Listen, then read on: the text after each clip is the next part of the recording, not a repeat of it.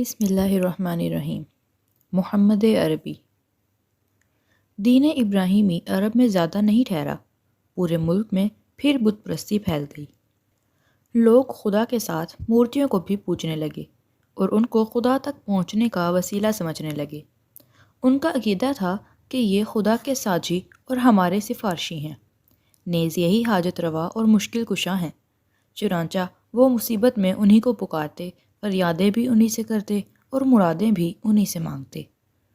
حضرت ابراہیم علیہ السلام تو خالص توحید کے داعی تھے اور شرک و بت پرستی سے بیزار، لیکن یہ لوگ ان کو بالکل ہی بھول گئے تھے اور مورتیوں کے پجاری بن گئے۔ لیکن ایسا ایک دم نہیں ہو گیا، اس میں بھی ایک زمانہ لگا، نہ جانے کتنی صدیاں بیت گئیں اور نہ جانے کتنی نسلیں گزر گئیں، تب کہیں جا کر شرک کے پیر جمے۔ یہ شرک آیا کہاں سے؟ بت پرستی کو فروغ ہوا کیسے؟ بات یہ تھی کہ ابراہیم علیہ السلام اور اسماعیل علیہ السلام سے عربوں کو بے انتہا عقیدت تھی، اور کعبہ چونکہ انہی دونوں کی تعمیر تھی اس لیے ان کو کعبے سے بھی بہت محبت تھی۔ پھر یہ محبت اسی حد تک محدود نہ رہی، اس کے ارد گرد جتنے بھی پتھر تھے وہ ان کے نزدیک بہت محبوب اور متبرک بن گئے۔ اب اگر وہ مکہ سے باہر جاتے، چاہے روزگار کے لیے چاہے کاروبار کے لیے، تو وہاں کا ایک پتھر بھی ساتھ لے لیتے۔ ان کا خیال تھا کہ اس سے سفر میں برکت ہوگی اور مقصد میں کامیابی۔ پھر بات یہیں تک نہ رہی، جو لوگ مکہ سے کچھ دور رہتے تھے وہ بھی کعبے کے پاس سے پتھر اٹھا اٹھا کر لے گئے اور اپنے یہاں نصب کر لیے، اور اب وہ کعبے کی طرح ان کا طواف کرتے اور حجر اسود کی طرح ان کو بوسہ دیتے۔ اس طرح وہ عقیدہ جس کے خلاف ابراہیم علیہ السلام نے پہم جہاد کیا تھا، عرب میں پھر لوٹ آیا۔ پھر ایک بات اور تھی جس کی وجہ سے یہ عقیدہ اور تیزی سے پھیلا۔ آتش فشاں پہاڑ پھٹتے تو لاوے کی شکل میں جو پتھر نکلتے، ان کے بارے میں تصور تھا کہ یہ ٹوٹے ہوئے تارے ہیں جو آسمان سے زمین پر آ گئے ہیں، اور یہیں سے وہ پتھر مقدس سمجھے جانے لگے، کیونکہ بعض قومیں تاروں کی عظمت کی قائل تھیں۔ اس لیے ان میں خلاق عالم کی قدرت کا جلوہ تھا، اس کی طاقت اور عظمت کا پرتو تھا۔ اس لیے جن پتھروں کے بارے میں انہیں گمان ہوتا کہ یہ ستاروں سے ٹوٹے ہوئے ہیں، وہ ان کو بہت متبرک سمجھتے اور ان کی بے انتہا تعظیم کرتے۔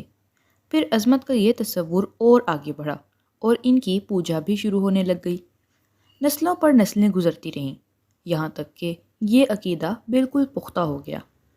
چنانچہ اب کوئی بھی پتھر مل جاتا جو خوبصورت اور سڈول ہوتا، یا جس کی ساخت میں کچھ نیا پن ہوتا، یا جو کسی مخلوق کی شکل سے مشابہ ہوتا، تو اس کی عظمت ان کے دل میں بیٹھ جاتی اور وہ اس کو پوجنے لگتے۔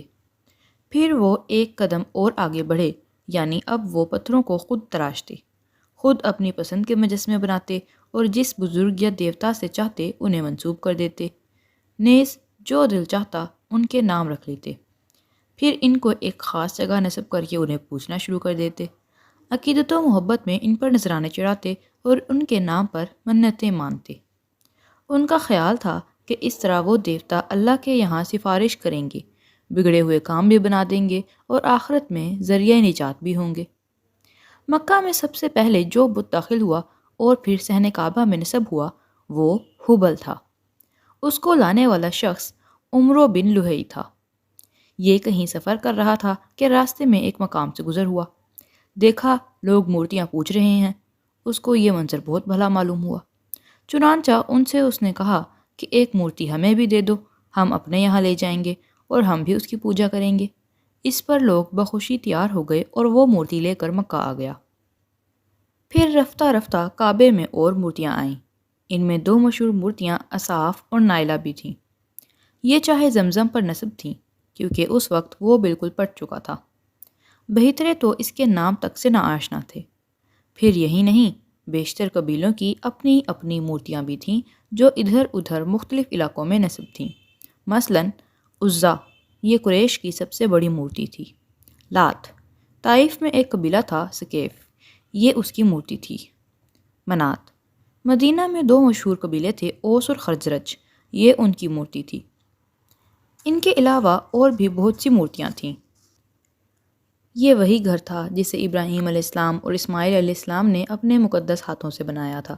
بڑی آرزوؤں اور تمناؤں سے بنایا تھا، جس کے بنانے میں اپنا خون پسینہ ایک کیا تھا۔ کیوں؟ صرف اس لیے کہ یہ توحید کا مرکز بنے اور رب کا سب سے بڑا گھر بنے۔ لیکن قوم نے ساتھ نہ دیا اور یہی خانہ خدا بت خانہ بن گیا، یہی مرکز توحید منبع شرک بن گیا۔ لوگوں نے ابراہیم علیہ السلام کا دیا ہوا سبق فراموش کر دیا، اور اب انہیں یاد بھی نہ رہا کہ کبھی اس گھر سے توحید کی صدا بلند ہوئی تھی، بلکہ اب ان کے لیے یہ تصور کرنا بھی دشوار تھا کہ بت پرستی کے سوا کوئی سچائی بھی ہو سکتی ہے۔ جس باپ نے بتوں کے خلاف بغاوت کر کے پوری قوم کی دشمنی مول لی تھی، اب اسی باپ کی اولاد بتوں کی پاسبان بنی ہوئی تھی۔ مکہ میں نہ جانے کتنے انقلاب آئے اور گزر گئے، نہ جانے کتنی نسلیں آئیں اور مٹ گئیں، اور نہ جانے کتنے حکمران آئے اور بے دخل ہو گئے، یہاں تک کہ باغ ڈور قصہ کے ہاتھ میں آ گئی۔ یہ کلاب کے بیٹے تھے اور اسماعیلی خاندان سے تھے۔ قریشی رشتہ داروں اور عزیزوں نے بھی ساتھ دیا اور ہر طرح سے ان کا تعاون کیا۔ مکہ میں اب تک خیمے ہی خیمے تھے، عمارتوں کا تو نام و نشان نہ تھا۔ کسی میں یہ ہمت نہ تھی کہ سرزمین کعبہ میں کوئی گھر تعمیر کرے یا کوئی اور عمارت بنوائے جو بیت اللہ سے اونچی ہو۔ قصہ پہلے شخص ہیں جنہوں نے یہ ہمت کی۔ انہوں نے ایک عمارت بنوائی اور اس کا نام دار الندوہ رکھا۔ وہاں وہ اشراف مکہ کو جمع کر کے شہری مسائل پر غور کرتے اور اہم معاملات میں ان سے مشورہ لیتے۔ وہیں پر مقدمات کے فیصلے بھی ہوتے اور شادی بیاہ کے مسائل بھی طے ہوتے۔ پھر قصہ نے قریش کو بھی عمارتیں بنانے کا حکم دیا، چنانچہ انہوں نے کعبے کے آس پاس اپنے گھر تعمیر کیے، البتہ بیچ میں بہت کافی جگہ چھوڑ دی کہ حاجی آئیں تو طواف وغیرہ میں کوئی زحمت نہ ہو۔ قصہ نے اپنے دور میں بڑے بڑے کام کیے جو ایک زمانہ تک یادگار رہے۔ مشعر حرام انہی کے ایجاد ہے، جس پر حج کے دنوں میں چراغ جلتے تھے۔ انہی نے تمام قریش کو جمع کیا اور تقریر کی، بھائیو، کعبے کی زیارت کے لیے حاجی نہ جانے کہاں کہاں سے آتے ہیں، سینکڑوں ہزاروں میل کا فاصلہ طے کر کے آتے ہیں، بھائیو ان کی میزبانی کرنا تمہارا فرض ہے۔ پھر اسی سلسلے میں انہوں نے 2 عہدے قائم کیے، سقایا اور رفادہ۔ سقایا، اس کا کام تھا کہ حاجی آئیں تو ان کے لیے میٹھے پانی کا انتظام کرے۔ چاہے زمزم پٹ چکا تھا، اس لیے پانی کمیاب بھی تھا، بہت دور دور سے لانا پڑتا تھا۔ نبیز وغیرہ کا بھی انتظام اس کے سپر تھا، جو عربوں کی خاص چیز تھی۔ رفادہ، قریش نے ایک سالانہ رقم مقرر کی جس سے مینا اور مکہ میں حاجیوں کی ضیافت کی جاتی، اس کے ذمہ اسی کا انتظام تھا۔ کعبے سے متعلق بھی ایک عہدہ قائم کیا گیا اور اس کا نام حجابہ تھا۔ جو اس عہدے کا ذمہ دار ہوتا وہی کعبے کا کلید بردار ہوتا۔ کعبے سے متعلق سارے کام اسی کے سپرد ہوتے۔ کوئی کعبے کے اندر جانا چاہتا تو پہلے اس سے اجازت لیتا، اس کی اجازت کے بغیر اندر جانا منع تھا۔ یہ تینوں عہدے عربوں کے نزدیک بہت محترم تھے۔ اگر کسی کو ان میں سے کوئی عہدہ مل جاتا یا کسی عہدے میں دوسرے کا شریک ہو جاتا تو مارے خوشی کے وہ پھولانا سماتا، سمجھتا کہ گویا اس سے اقلیم کی بادشاہت مل گئی ہے۔ یہی وجہ ہے کہ قصہ نے ان سارے عہدوں کو اپنے لیے مخصوص رکھا۔ یہ عہدے تو حج اور کعبے سے متعلق تھے، ان کے علاوہ اور بھی کئی عہدے تھے جو سب قصہ کے ہاتھ میں تھے۔ پھر جب وہ بوڑھے ہو گئے اور ساری ذمہ داریوں کا بار اٹھانا دشوار ہو گیا تو انہوں نے یہ تینوں عہدے عبدالدار کے سپرد کر دیے۔ یہ قصہ کے سب سے بڑے بیٹے تھے۔ بعد میں یہ عہدے عبدالدار نے ان کے بیٹوں میں منتقل کر دیے۔ قصہ کے ایک اور بیٹے تھے عبد مناف۔ چونکہ ان کی اولاد اثر و رسوخ میں عبدالدار کی اولاد سے بڑی ہوئی تھی، اس لیے انہوں نے فیصلہ کر لیا چچیرے بھائیوں سے ان عہدوں کے چھیننے کا۔ چنانچہ بڑی کشمکش رہی۔ خاندان عبدالدار نے عہدے حوالے کرنے سے انکار کر دیا اور جنگ کی تیاری شروع ہو گئی۔ لیکن پھر صلح ہو گئی اور طے ہوا کہ یہ عہدے دونوں میں تقسیم ہو جائیں۔ تقسیم ہوئی تو آل مناف کے حصے میں سقایا اور رفادہ کا کام آیا۔ عبد مناف کے ایک بیٹے کا نام ہاشم تھا۔ یہ بھائیوں میں سب سے بڑے تھے، قوم میں ہر دل عزیز تھے، مال و دولت سے بھی بہرہ مند تھے، اسی لیے یہ دونوں عہدے انہی کو ملے۔ ہاشم بہت درد مند، غریب پرور اور رحم دل انسان تھے۔ یہی وجہ ہے کہ دادا کی سنت انہوں نے بھی جاری رکھی، چنانچہ حاجیوں کے لیے کھانے کا انتظام کرتے، نہ صرف حاجیوں کے لیے انتظام کرتے بلکہ مکہ کے غریبوں کا بھی خیال رکھتے۔ انہوں نے اہل مکہ کی مالی حالت بہتر بنانے کی بھی تدبیریں سوچی۔ اس کا بندوبست کیا کہ سال میں 2 بار تاجروں کے قافلے بیرون ملک جائیں اور وہاں تجارت کریں۔ چنانچہ ہر سال ایک قافلہ گرمیوں میں جاتا اور ایک سردیوں میں، گرمیوں میں شام کی طرف جاتا اور سردیوں میں یمن کی طرف۔ انہی نے رومی بادشاہ سے اجازت حاصل کی کہ قریش اس کے ملک سے سامان تجارت لے کر جائیں تو ان سے کوئی ٹیکس نہ لیا جائے۔ حبش کے بادشاہ نجاشی سے بھی اسی قسم کا فرمان حاصل کیا۔ عرب میں راستے غیر محفوظ تھے، ہر آن لٹ جانے کا خطرہ رہتا۔ ہاشم نے اس کے پیش نظر دورہ کیا اور مختلف قبیلوں میں جا جا کر ان سے معاہدہ کیا کہ قریش کا کوئی قافلہ گزرے تو اس کو وہ نقصان نہ پہنچائیں۔ اس احسان کے بدلے میں قریشی قافلے ان قبیلوں میں خود جائیں گے، ان کی ضرورت کی چیزیں لے جائیں گے اور ان سے خرید و فروخت کریں گے۔ یہی وجہ ہے کہ عرب میں اگرچہ غارت گری کا بازار گرم تھا، مگر قریش کا قافلہ ہمیشہ محفوظ رہا۔ اس طرح انہوں نے مختلف قبیلوں اور ملکوں سے سیاسی اور تجارتی معاہدے کیے۔ اس سے قریش بالکل مامون ہو گئے اور تجارتی میدان میں وہ خوب آگے بڑھے۔ ایک بار کا واقعہ ہے کہ مکہ میں زبردست قحط پڑا۔ ہاشم نے اس موقع پر شوربے میں روٹیاں چورا کیں اور لوگوں کو کھلایا۔ اسی وقت سے ان کا نام ہاشم پڑ گیا۔ حشم کے معنی ہے چورا کرنا اور ہاشم کے معنی ہوئے چورا کرنے والا۔ ایک سال ہاشم تجارت کے لیے شام گئے، ساتھ میں تاجروں کا پورا قافلہ تھا۔ پھر واپس ہوئے تو یثرب یعنی مدینہ سے گزر ہوا۔ قافلے میں کچھ تاجر یثرب کے تھے جن کو وہاں کی ایک عورت نے اپنا مال تجارت دے کر بھیجا تھا۔ قافلہ یثرب پہنچا تو وہ عورت اپنے تاجروں کے پاس آئی اور سفر کی رودات پوچھنے لگی کہ کیا بیچا اور کیا خریدا۔ باتوں سے ایسا لگتا تھا جیسے کوئی بہت ہی ہوشیار، تجربہ کار اور باتدبیر خاتون ہو۔ ہاشم یہ سب دیکھ رہے تھے اور دل ہی دل میں اس کی فراست کی داد دے رہے تھے۔ اس کی ذکاوت اور فطانت اور چہرے پر شرافت اور سنجیدگی کا نور دیکھ کر وہ مسحور ہو رہے تھے۔ پھر ان تاجروں سے پوچھا یہ کون ہے؟ جواب ملا نام اس کا سلمہ ہے اور باپ کا نام عمرو ہے، خزرج کے ایک خاندان سے ہے، بنی نجار، یہ اسی کے خاندان سے ہے۔ انہوں نے پوچھا کیا یہ شادی شدہ ہے؟ جواب ملا نہیں، البتہ یہ اپنے یہاں کی بہت معزز خاتون ہے، اسی لیے چاہتی ہے کہ کوئی ایسا شوہر مل جائے جو اس کو بالکل آزاد رکھے، اپنی آزادی کو مجروح کرنا اسے گوارا نہیں۔ ہاشم نے کہا پوچھو کیا وہ مجھے پسند کرے گی؟ پوچھا گیا تو فوراً تیاری ہو گئی اور وہ اسے لے کر مکہ چلے آئے۔ وہاں ایک زمانے تک دونوں ساتھ رہتے رہے۔ پھر وہ یثرب لوٹ آئی اور وہاں اس کے یہاں ایک لڑکا ہوا جس کا نام اس نے شیبہ رکھا۔ اس کے بعد کئی سال گزر گئے۔ پھر ایک سال گرمی کا تجارتی قافلہ چلا تو ساتھ ہی ہاشم بھی گئے۔ ساتھ شام میں ایک مقام ہے غزہ، وہاں پہنچ کر وہ انتقال کر گئے۔ لہٰذا اب سارے عہدے مطلب کے ہاتھ میں آ گئے کہ یہ ان کے بھائی تھے۔ شیبہ مطلب کے بھتیجے تھے۔ یہ یثرب میں ماں کے پاس ہی رہ رہے تھے۔ اب مطلب کو ان کی فکر ہوئی اور انہوں نے طے کیا کہ بھتیجے کو مکہ میں لے آئیں گے کہ یہیں ان کا ددیال تھا، یہیں باپ کا پورا خاندان تھا۔ چنانچہ مطلب اسی غرض سے یثرب گئے۔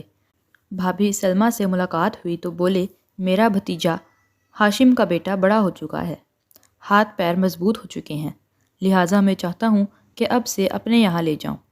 تمہیں معلوم ہی ہے کہ ہم قوم میں حسب نسب کے اعتبار سے نمایاں ہیں، وہاں وہ عزت سے رہے گا، یہاں تو بیچارہ پردیس میں پڑا ہے۔ سلمہ نے کہا اس کی جدائی میرے لیے موت ہے، لیکن مجھے یہ بھی نہیں پسند کہ وہ اپنے بزرگوں سے جدا رہے، ذرا پوچھو دیکھو خود اس کی کیا خواہش ہے۔ مطلب نے بھتیجے سے پوچھا تو جواب ملا جب تک ماں کی اجازت نہ ہو میں کہیں نہیں جا سکتا۔ سلمہ نے مطلب کا اصرار دیکھا تو تیار ہو گئیں اور کلیجے پہ پتھر باندھ کر بیٹے کو اجازت دے دی۔ چنانچہ مطلب 3 دن مہمان رہے، پھر چوتھے دن شیبہ کو ساتھ لے کر مکہ روانہ ہو گئے۔ اس وقت شیبہ کی عمر 8 برس تھی، دونوں ایک ہی اونٹ پر سوار تھے، مطلب آگے تھے اور شیبہ پیچھے۔ مکہ میں وہ داخل ہوئے تو لوگوں کو گمان ہوا کہ یہ مطلب کا غلام ہے جسے کہیں باہر سے وہ لے کر آ رہے ہیں۔ چنانچہ دیکھتے ہی انہوں نے شور مچا دیا، مطلب غلام لائے ہیں، کیا تم نے مطلب کا غلام دیکھا؟ دیکھو مطلب کا غلام۔ مطلب نے اس طرح کی آوازیں سنی تو بولے اہل قریش تم بھی عجیب لوگ ہو، یہ تو میرا بھتیجا ہے، بڑے بھائی ہاشم کا بیٹا ہے، یثرب میں تھا وہاں سے لے کر آ رہا ہوں۔ لیکن یہ نیا نام جو بے ساختہ زبانوں پر آ گیا اصل نام پر غالب آ گیا۔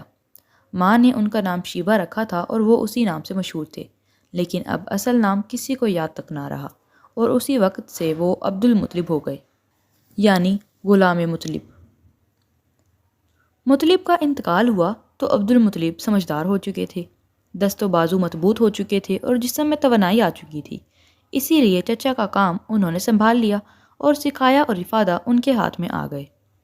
آبادی میں تو کنویں تھے نہیں، جو کچھ تھے مکہ کے اطراف میں تھے، اور وہ بھی ادھر ادھر منتشر۔ حاجیوں کے لیے پانی وہیں سے لایا جاتا اور کعبے کے پاس کچھ حوض ہوتے، ان میں بھرا جاتا۔ حوضوں کو مستقل بھرتے رہنا، پھر آئے دن ان کی صفائی کرنا ایک مسئلہ تھا۔ اس میں بڑی پریشانی ہوتی اور طرح طرح کی زحمتوں کا سامنا ہوتا، چنانچہ عبد المطلب بہت فکر مند ہوئے۔ چاہے زمزم کے متعلق مشہور تھا کہ اس کا پانی شیریں اور خوش ذائقہ ہے، کبھی خشک بھی نہیں ہوتا اور جتنی ضرورت ہوتی حاصل ہو جاتا۔ لطف یہ کہ نہ کوئی زحمت اٹھانی پڑتی، نہ کسی قسم کی پریشانی ہوتی، لہٰذا عبد المطلب کو اس کا خیال آیا۔ چنانچہ لوگوں سے پوچھا، زمزم کو کس نے پاٹا اور کیوں پاٹا؟ جواب ملا، یہاں پہلے قبیلہ جرہم کی حکومت تھی، ان کا آخری تاجدار مضاف جرہمی تھا۔ جب اس کی قوم بگڑ گئی اور بناؤ سے زیادہ بگاڑ کے کام کرنے لگی تو بنو خزاعہ کو ناگوار ہوا اور انہوں نے جرہم کو بے دخل کرنے کا فیصلہ کر لیا۔ چنانچہ اس کے لیے انہوں نے جنگ بھی کی، جس میں میدان بنو خزاعہ کے ہاتھ رہا، لہٰذا اب جرہم کو یہاں سے جانا پڑا۔ جاتے وقت مضاف سے اور کچھ تو بن نہ سکا، البتہ کعبے میں جو نذرانے تھے ان کو اس نے زمزم کے اندر ڈالا اور اوپر سے پاٹ دیا۔ یہ سن کر عبد المطلب نے کہا، اچھا تو جب تک زمزم کی کھدائی صفائی نہ ہو جائے اور پہلے کی طرح پھر وہ رواں نہ ہو جائے، اس وقت تک میں چین سے نہیں بیٹھ سکتا۔ پھر ایک رات وہ سو رہی تھی کہ سوتے ہی یکایک یہ آواز سنی، زمزم کی کھدائی کر، اور پھر یہ غیبی آواز مسلسل آتی رہی، جس سے ان کی ہمت اور بڑھی۔ چنانچہ کھدائی شروع ہو گئی، لیکن یہ کوئی آسان کام نہ تھا، جان توڑ محنت کرنی پڑی، خون پسینہ ایک کر دیا، تب کہیں جا کر پانی نکلا۔ زمزم میں مضاف کی تلواریں بھی ملی اور کعبے کے وہ نذرانے بھی ملے، نذرانوں میں سونے کے 2 ہرن بھی تھے۔ عبد المطلب نے تلواروں سے کعبے کے دروازے بنائے اور ہرنوں کو ان کے دونوں طرف رکھ دیا کہ کعبے کی زینت بڑھے۔ زمزم کی کھدائی میں عبد المطلب تھک کر چور ہو گئے تھے، جس کا دل پر کافی اثر ہوا اور تنہائی کا احساس شدت سے ستانے لگا۔ اس وقت تک ان کے ہاں صرف ایک ہی اولاد تھی، جس کا نام حارث تھا، لہٰذا انہوں نے نظر مانی اور اللہ سے دعا کی، خدایا اگر تو مجھے 10 بیٹے عطا فرمائے اور سب کے سب جوان ہو کر میرا ہاتھ پٹانے لگیں تو ایک کو تیرے نام پر قربان کر دوں گا۔ عبد المطلب کی یہ آرزو پوری ہوئی، اللہ نے ان کو 10 بیٹے دیے، سب پلے بڑھے، جوان ہوئے اور ان کا ہاتھ پٹانے لگے۔ اب نظر پوری کرنے کا وقت آ گیا۔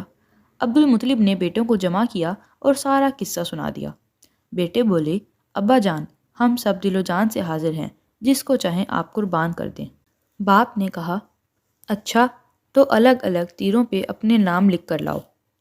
چنانچہ سب نام لکھ کر باپ کے پاس لے آئے۔ عبد المطلب نے ان تیروں کو لیا اور کعبے میں آئے، وہاں فال نکالنے والے سے ملے اور اس کو وہ تیر دے دیے کہ معلوم کرے کہ بتوں کے مہاراجہ حبل کو کون پسند ہے۔ اس وقت مکہ میں رواج تھا کہ جب کوئی اہم کام درپیش ہوتا تو تیروں سے فال نکلواتے اور اس طرح دیوتاؤں کی مرضی معلوم کرتے۔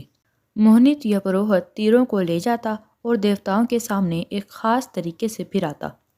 جس تیر کا منہ دیوتا کی طرف ہو جاتا، سمجھتے کہ بس یہی دیوتا کو پسند ہے اور پھر اسی کے مطابق کام کرتے۔ موہنت نے عبد المطلب کے تیر حبل کے پاس پھرائے تو چھوٹے بیٹے عبداللہ کا نام نکلا۔ عبداللہ عبد المطلب کے چہیتے بیٹے تھے اور اپنے بھائیوں میں سب سے زیادہ انہیں محبوب تھے، لیکن وہ کیا کرتے، مجبور تھے، ان کو ذبح کرنے کے سوا کوئی چارہ نہ تھا کہ وہی حبل کو پسند تھا۔ چنانچہ عبد المطلب نے بیٹے کا ہاتھ پکڑا اور انہیں لے کر زمزم کے پاس آئے کہ وہیں قربان گاہ تھی، جس کو جو کچھ بھی کرنا ہوتا وہیں لا کر کرتا، اصاف اور نائلہ کے حضور، کہ یہ ان کے 2 بڑے دیوتا تھے۔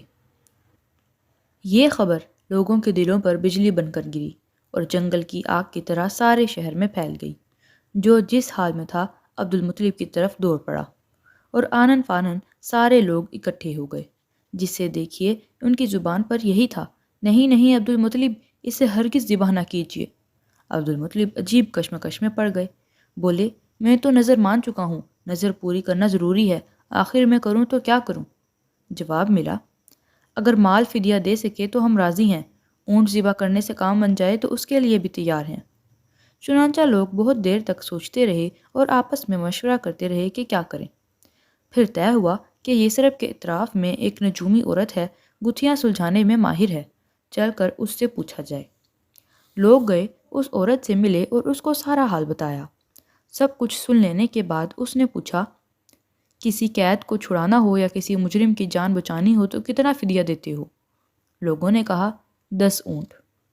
عورت نے کہا 10 اونٹ اور عبداللہ کے نام کا کرہ ڈالو، اگر اونٹوں کے نام کرہ نکل آئے تو بہتر ہے، ورنہ 20 اونٹ کر دو، اگر پھر بھی عبداللہ کا نام نکلے تو 10 اور بڑھا دو، اس طرح 10 بڑھاتے رہو یہاں تک کہ تمہارا رب راضی ہو جائے۔ لوگوں نے ایسا ہی کیا، 10 اونٹ اور عبداللہ کے نام کا کرہ ڈالا تو عبداللہ کا نام نکلا، 10 بڑھا دیے پھر عبداللہ کا نام نکلا، 10 مزید بڑھا دیے پھر بھی عبداللہ ہی کا نام نکلا۔ لوگ اسی طرح 10 بڑھاتے رہے اور عبداللہ کا نام ہی نکلتا رہا۔ ادھر عبد المطلب کھڑے عاجزی کے ساتھ دعا میں مصروف تھے، خدایا فدیہ کو قبول کر لے، خدایا عبداللہ کی جان بچا لے۔ جب بڑھتے بڑھتے 100 اونٹ ہو گئے تو کرہ اونٹوں کے نام نکل آیا۔ اب کیا تھا، لوگ خوشی سے اچھل پڑے۔ عبد المطلب کو ہر طرف سے مبارکباد دی جانے لگی، مبارک ہو عبد المطلب، اللہ نے بیٹے کا فدیہ قبول کر لیا۔ لیکن عبد المطلب ابھی مطمئن نہ ہوئے اور دوبارہ کرہ ڈالا کہ کوئی شبہ نہ رہ جائے، خدا کی مرضی کیا ہے صاف صاف معلوم ہو جائے۔ پھر جب پوری طرح اطمینان ہو گیا تو اونٹ ذبح کیے گئے اور وہیں چھوڑ دیے گئے کہ جو چاہے ان سے فائدہ اٹھائے۔ عبداللہ کو خدا داد حسن ملا تھا، اٹھتی ہوئی جوانی تھی جو حسن کو دوبالا کر رہی تھی۔ چہرہ کیا تھا، چاند کا ٹکڑا تھا، ہر دیکھنے والی آنکھ ان پر فدا تھی اور بہیتری عورتیں ان سے شادی کی آرزومند تھیں۔ نظر والا واقعہ ہوا تو گھر گھر اس کا چرچا ہوا، اس سے ان کی عظمت اور بڑھ گئی اور سب دل و جان سے انہیں چاہنے لگے۔ چنانچہ بہت سی عورتوں نے نکاح کی خواہش کی اور کوشش بھی کی، لیکن یہ شرف سب کو کیسے ملتا کہ وہ ایک ہی قسمت میں تھی۔ ان کے بیٹے کی ماں کون ہوگی یہ بھی خدا کے یہاں طے تھا۔ ان کی شادی آمنہ رضی اللہ عنہا سے ہوئی، جو قریش کی سب سے معزز خاتون تھیں اور بنی زہرہ کے سردار کی بیٹی تھیں۔ باپ نے بیٹے کی طرف سے نکاح کا پیغام دیا، آمنہ کے گھر والوں نے اسے باعث شرف سمجھا اور خوشی خوشی تیار ہو گئے۔ پھر چٹ پٹ شادی ہو گئی۔ دستور تھا کہ دلہا شادی کے بعد 3 دن سسرال میں رہتا، عبداللہ بھی 3 دن سسرال میں رہے، پھر گھر چلے آئے، ساتھ میں دلہن بھی آئی۔ اسی وقت عبداللہ کی عمر تقریباً 17 سال تھی۔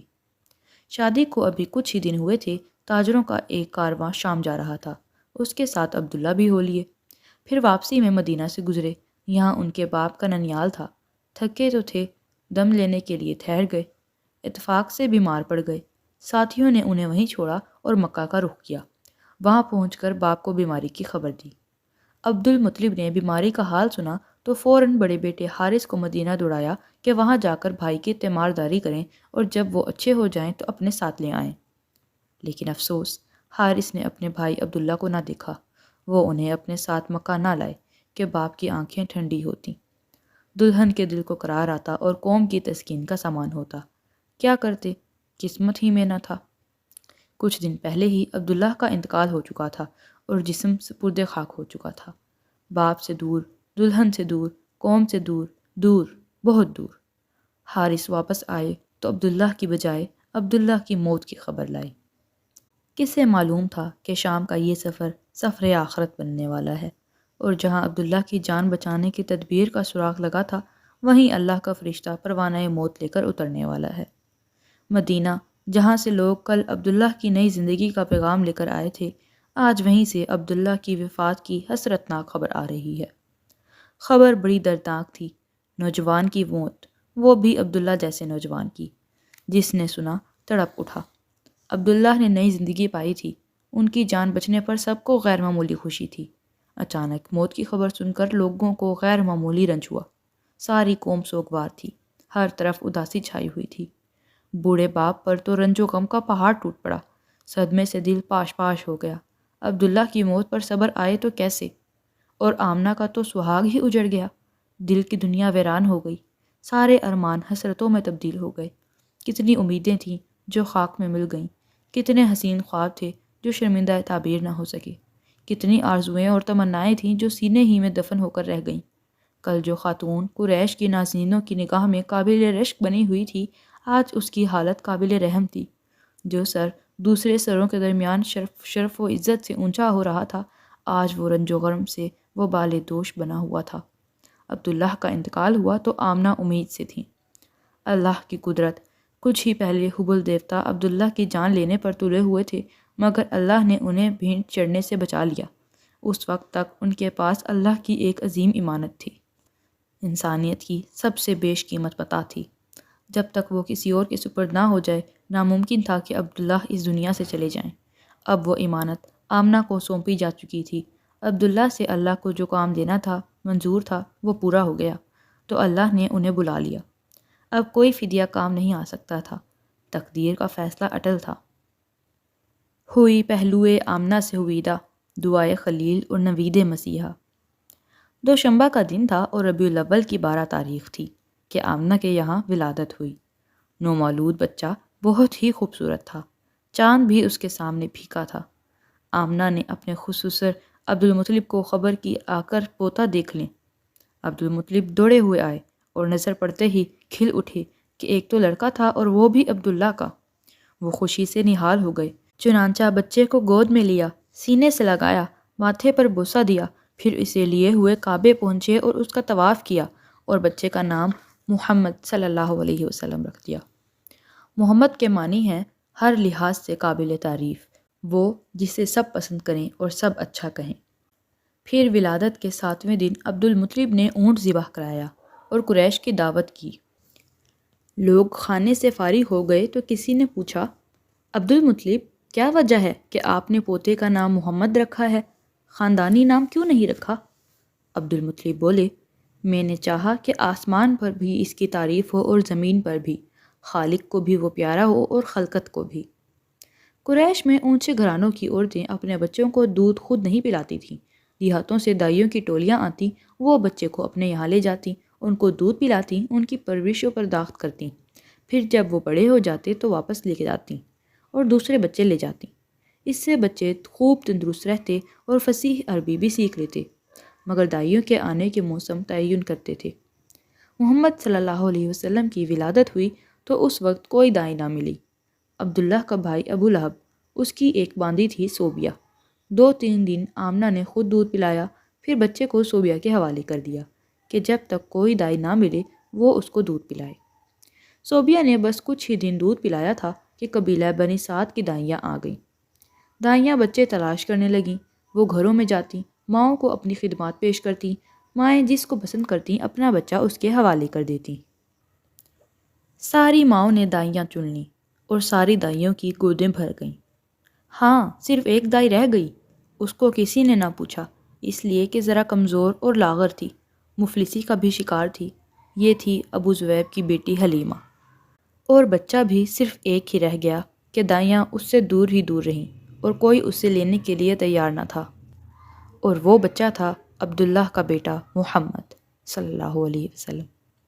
دائیوں نے سنا کہ محمد یتیم ہے، باپ کے سائے سے محروم ہے، اس لیے انہوں نے اس کی طرف توجہ نہ کی۔ انہوں نے اس کی پرورش کو حقیر جانا اور اس کو دودھ پلانا بے سود سمجھا۔ وہ بولیں، اس یتیم کو لے کر کیا کریں، اس کا دادا ہمیں کیا دے گا، ماں سے بھی کیا مل جائے گا۔ اب واپسی کا وقت آ گیا اور دائیوں نے گھر لوٹنے کا ارادہ کیا۔ ہر ایک خوش تھی کہ اس کی گود میں بچہ تھا۔ حلیمہ کا شوہر بھی ساتھ تھا۔ حلیمہ نے اس سے کہا، باخدا مجھے شرم آتی ہے کہ ساری سہیلیوں کی گودیں بھری ہوئی ہیں اور ایک میری ہی گود خالی رہے۔ میں تو جاتی ہوں، اسی یتیم کو لے آتی ہوں، خالی ہاتھ لوٹنے سے یتیم کو لے جانا بہرحال بہتر ہے۔ شوہر نے کہا، جاؤ لے آؤ، کیا حرج ہے، ہو سکتا ہے کہ اللہ تعالیٰ اسی میں برکت دے۔ چنانچہ حلیمہ بچے کو لینے کے لیے آمنہ کے پاس پہنچی۔ آمنہ کو ملال تھا کہ ان کے لال کو کسی نے نہ پوچھا۔ سہیلیوں کے بچے ہاتھوں ہاتھ لیے، مگر ان کے جگر پارا کو کسی نے لینا گوارا نہیں کیا۔ حلیمہ نے بچے کو لیا تو آمنہ کا بجھا ہوا چہرہ خوشی سے دمک اٹھا۔ حلیمہ نے محمد صلی اللہ علیہ وسلم کو چھاتی سے لگایا اور منہ میں سوکھی پستان دے دی جس میں دودھ برائے نام ہی تھا۔ لیکن حلیمہ کی حیرت نہ رہی، پستان منہ میں دینے ہی انہیں ایسا معلوم ہوا جیسے دودھ کی سوتیں جاگی ہو گئی ہوں۔ یکایک چھاتی بھر گئی، بچہ دودھ پی رہا تھا اور دودھ اس کے منہ سے ٹپکا پڑ رہا تھا۔ محمد صلی اللہ علیہ وسلم سیر ہو چکے تو حلیمہ کے بچے نے بھی جی بھر کر پیا، حالانکہ اس سے پہلے تنہا صرف اس کے لیے دودھ نہ کافی ہوتا تھا۔ پیتا لیکن کبھی سیر ہونے کی نوبت نہ آتی، چھاتی چوستا اور چوس کر رہ جاتا۔ حلیمہ کی ایک اونٹنی تھی، دبلی پتلی، بالکل مریل۔ بھوک لگی تو شوہر اس سے دہنے اٹھے، آنکھیں پھٹی کی پھٹی رہ گئیں۔ وہ تھن جو ہمیشہ سوکھا رہتا آج بالکل بھرا ہوا تھا اور دودھ خود بخود ٹپکا پڑ رہا تھا۔ شوہر نے خود بھی پیا، بیوی کو بھی پلایا، دونوں نے جی بھر کر پی لیا۔ رات ہوئی تو دونوں نے بچوں کو پہلو میں سلا لیا، پھر خود بھی سو رہے۔ نیند اتنے آرام اور چین کی تھی کہ بالکل ہی بے خبر ہو گئے۔ پھر صبح ہوئی تو شوہر بولا، حلیمہ کیا خیال ہے؟ بخدا بچہ بہت مبارک ہے۔ حلیمہ بولیں، بخدا میرا بھی یہی خیال ہے۔ پھر دائیوں کا قافلہ گھروں کو لوٹا۔ حلیمہ کی گدیا آگے آگے تھی اور مستانہ وار بڑھ رہی تھی۔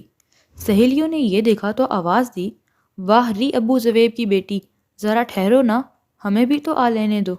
ارے یہ تو وہی گدیا ہے جس پر تم آئی تھی، یہ تو راستے میں رک رک کر جاتی تھی، بار بار تم پیچھے ہو جاتی تھی۔ حلیمہ نے کہا، ہاں ہاں بخدا یہ وہی ہے۔ سہیلیاں بولی، بخدا یہ تو بڑی عجیب بات ہے۔ اب حلیمہ کے ہاں برکتوں کی بارش ہونے لگی، ہر چیز میں برکت ظاہر ہو رہی تھی۔ جانور موٹے ہو گئے، دودھ سے تن پھول آئے، ہر طرف برکت ہی برکت تھی۔ رفتہ رفتہ 2 سال گزر گئے۔ آمنہ کا لال حلیمہ کا دودھ پیتا۔ حلیمہ کی ایک بیٹی تھی شیمہ، اس کی گودیوں میں ہمکتا، صحرا کی کھلی فضا ہوتی اور دیہات کی سادہ زندگی۔ جسم تیزی سے بڑھا، ہاتھ پیر میں طاقت آ گئی اور بچہ خوب تندرست ہو گیا۔ شیرخواری کے دن پورے ہو گئے، اب وقت آیا کہ بچہ پھر ماں کی گود میں جائے اور اس کے گھر کی رونق بنے۔ لیکن کیا حلیمہ اس بچے کو جدا کر دیں؟ ایسے بچے کو جو ان کے لیے سراپا برکت تھا، مجسمہ رحمت تھا، باعث راحت تھا اور موجب سعادت تھا۔ کس طرح بھی طبیعت اس کو چھوڑنے پر تیار نہ تھی۔ تمنا تھی کہ کچھ دنوں وہ ساتھ رہے، کہ برکتوں کا سلسلہ مزید قائم رہے۔ وہ بچے کو لے کر ماں کے گھر کی طرف چلیں، لیکن ارادہ تھا کہ ان سے گزارش کریں گی کہ بچے کو کچھ دن اور ساتھ رکھنے کی اجازت دے دیں۔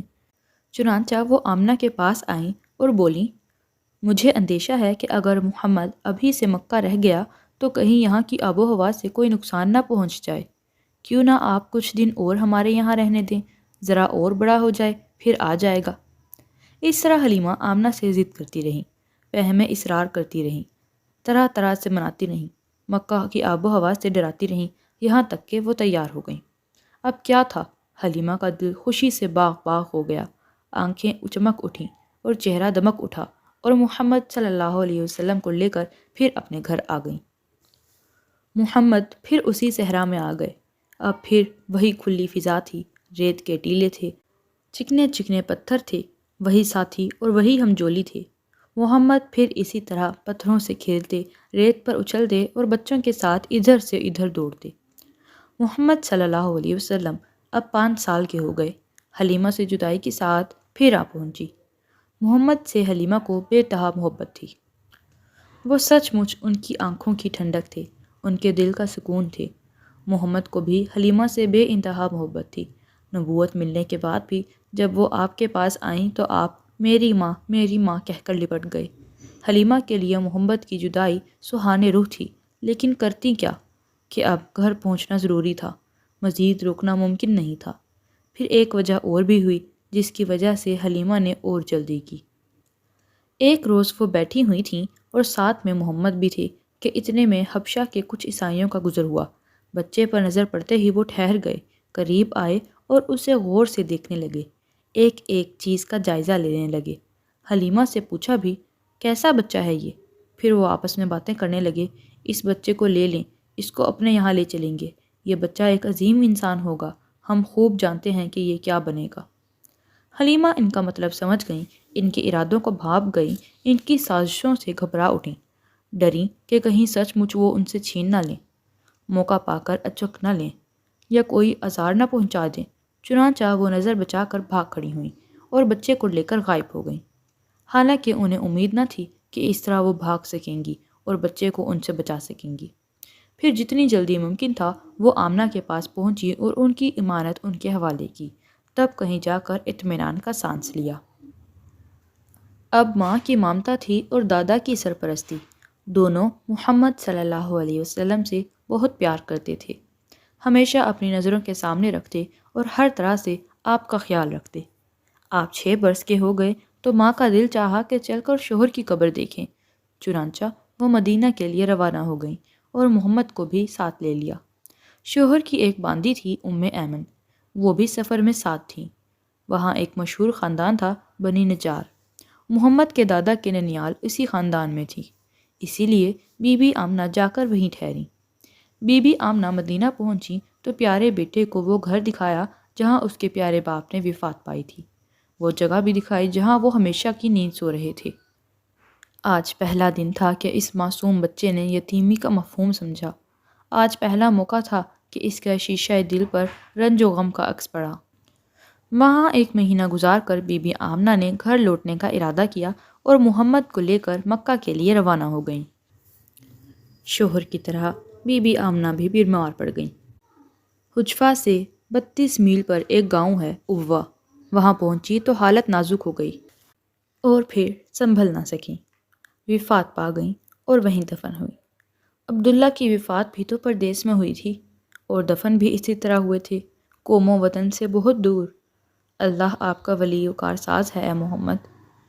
آپ یتیم تھے، باپ کے سائے سے محروم تھے، ابھی اسی یتیمی کا شعور ہی ہوا تھا کہ ماں بھی داغ مفارقت دے گئیں۔ باپ کی قبر دیکھی ہی تھی کہ ماں کی بھی قبر تیار ہو گئی۔ اب آپ تنہا رہ گئے، ماں ساتھ تھی تب بھی آپ کو یتیمی کا ملال تھا۔ بھلا دل پر کیا بیتی ہوگی جبکہ یہ سہارا بھی ٹوٹ گیا، ایک سے بڑھ کر دوسرا۔ ایمن نے آپ کو اپنی حفاظت میں لے لیا اور بڑے پیار سے گھر لائیں۔ موقع پہنچے تو آپ بلک بلک کر رو رہے تھے۔ آج آمنہ کے لال کی حالت دیکھی نہیں جاتی تھی۔ اس حادثے کا عبدالمطلب پر بڑا اثر ہوا اور محمد کے لیے ان کے سینے میں ماں کی محبت اور باپ کی شفقت ابل پڑی۔ اب وہ آپ پر بے انتہا مہربان ہو گئے، پہلے سے زیادہ ماننے لگے، بڑی محبت سے پیش آتے، لطف و کرم کی بارش کرتے، ہر آن آپ کی خیال رکھتے، ہر طرح سے دل جوئی فرماتے، اپنی ذات اور اپنی اولاد سے بڑھ کر آپ کی فکر کرتے۔ عبدالمطلب قریش کے سردار تھے، کعبے کے زیر سایہ اپنی گدی پر بیٹھتے تو بیٹے ادب و احترام میں گدی سے ذرا دور بیٹھے ہوتے، لیکن محمد آ جاتے تو عبدالمطلب انہیں اپنے پاس بلاتے، اپنی گدی پر بٹھاتے اور پیار سے پیٹھ سہلاتے۔ لیکن افسوس، عبدالمطلب بھی زیادہ دیر نہ ٹھہرے۔ محمد ابھی 8 سال کے ہی ہوئے تھے کہ دادا بھی چل پڑے۔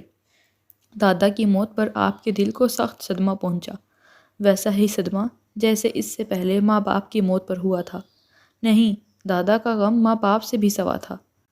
اب آپ صلی اللہ علیہ وسلم سمجھدار ہو چکے تھے، شعور بیدار رہا تھا، جذبات و احساسات میں وسعت اور گہرائی آ رہی تھی، لطف و محبت کی حقیقت کو آپ سمجھنے لگے تھے، نوازش و کرم کی قدر و قیمت پہچاننے لگے تھے، اسی لیے محرومی کا احساس بھی اتنا ہی شدید تھا، اس کے چھن جانے کا غم بھی اتنا ہی گہرا تھا۔